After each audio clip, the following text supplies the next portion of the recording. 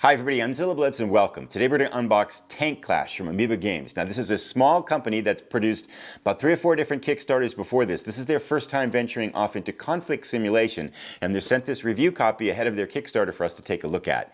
Small footprint, very beginner friendly, looks like it plays fast with some interesting gameplay. Let's unbox it and take a look at the components inside and offer some impressions.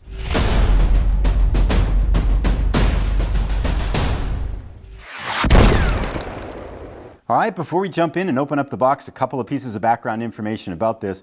This again is a prototype version of the game. It's not a final production copy, so some things may and will change as things go to the crowdfunding options.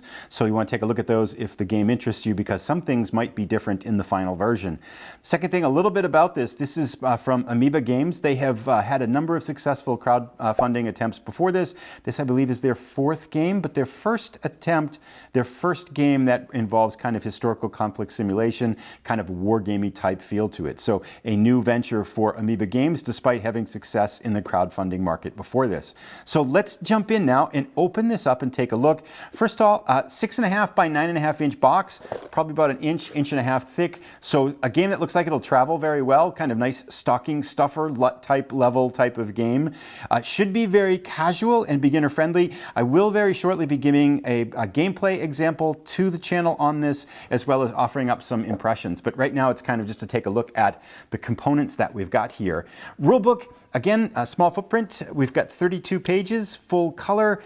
Not 32 pages sounds long, but I read through it at lunchtime the other day. Very straightforward, pretty clear, pretty easy to digest. There's talking about cards, we've got counters, talking about movement. If you're familiar with wargaming type elements, this is going to read real fast and there's not going to be anything super surprising in here. Some card-driven elements as well, and then just basic explanation of play. I give this probably a complexity of a 2 on a 1 to 9 scale. It's not super simple, but there's nothing in here that's overly complex. You could pick this up, I bet, learn it in 15-20 minutes and start playing.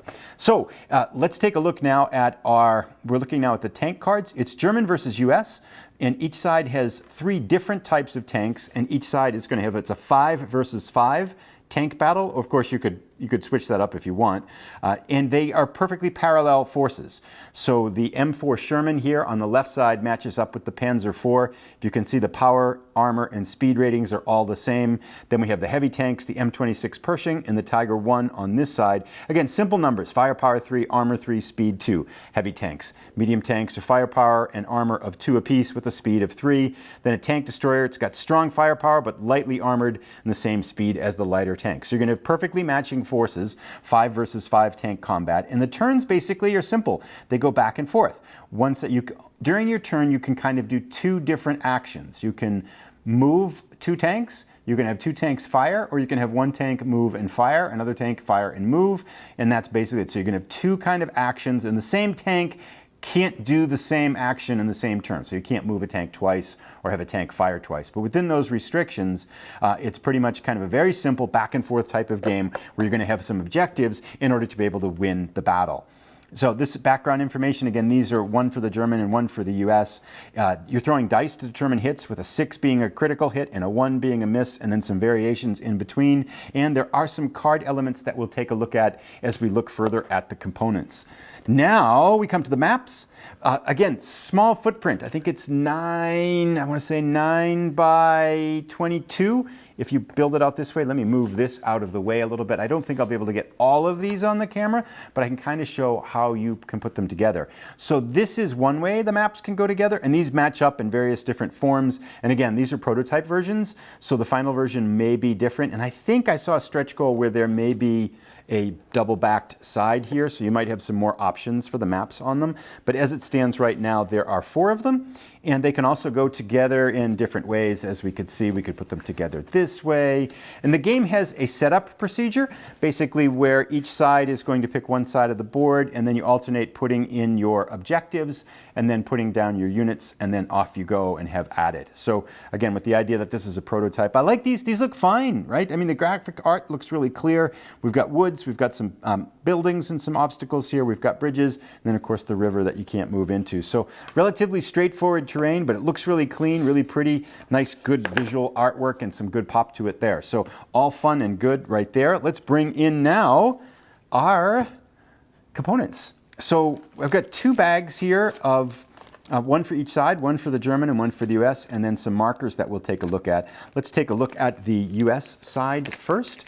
So if I pop these out, we can see that we've got a variety of tokens in here, but the basic element, these single-sided tokens, oh, that's a tank, so there's one of our Shermans right there. So again, nice clean artwork. It's got very kind of a colorful, if you would, comic book style feel to it, which is, it's nice. Again, I could see this very easily being a great Christmas gift if you've got younger kids who want to play as well. I'm thinking probably like that 8, 9, 10, 11, 12-year-old range might make for a great holiday gift for them.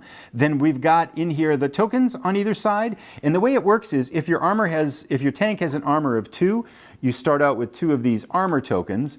And then as the tank gets damage, you're pulling off the armor tokens, and when it finally gets down to its last tank, if that one gets destroyed, then the tank is destroyed. So we have a variety of tanks in here. It's one of the heavier tanks, of course. And you also have an ace. So there's a number of mechanics here. It's not so very well one-dimensional. There's quite a bit of kind of, I think, easy to digest mechanics that have been added to the game that add quite a bit to the gameplay. So one of your tanks is an ace, which gives it a +1 on its attack die rolls. And then basically these are the rest of the armor and the tank tokens. And I'll show some close-ups of those, of course, too, as we look at these. Now, let's take a look at the German elements here. Same kind of thing. Again, 2 parallel sides.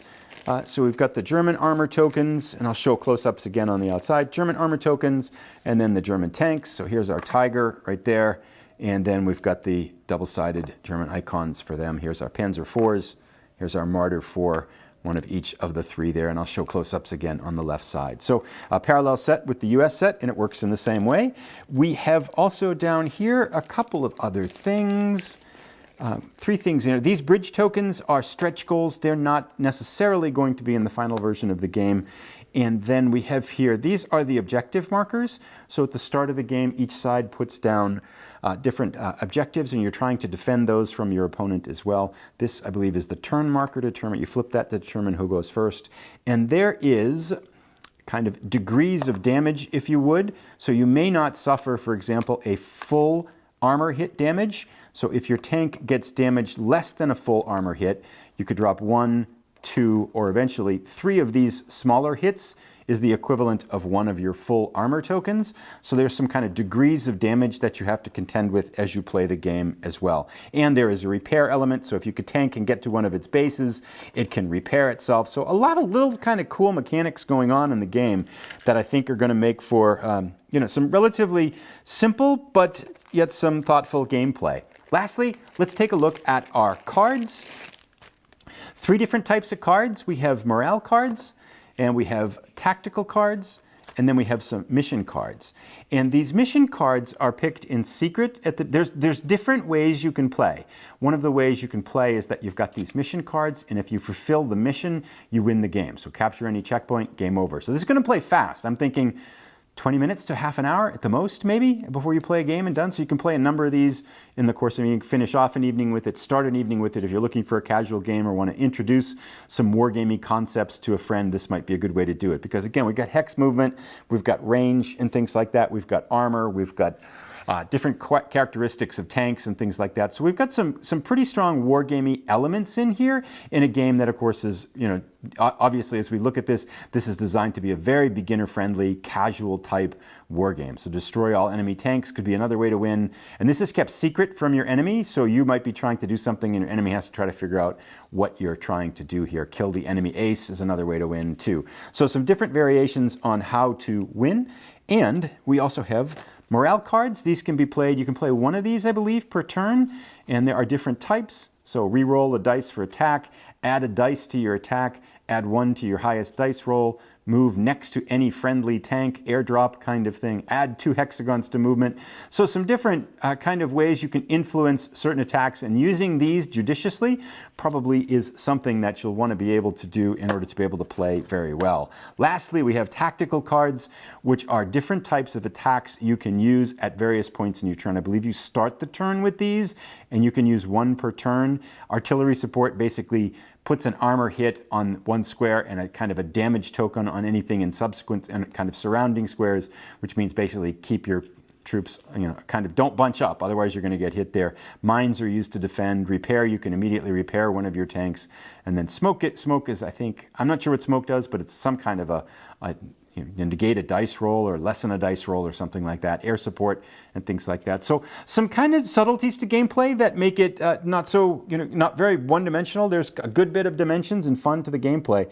I will be bringing this to the channel again shortly. We're going to do a playthrough and then offer some impressions of it. But Tank Clash from Ameba Games coming to crowdfunding soon. I'll put a link again down in the description. Let me know what you think, and thanks so much for watching. I'll put a link to the extension of this as soon as it's ready when we get some gameplay and offer some impressions on it.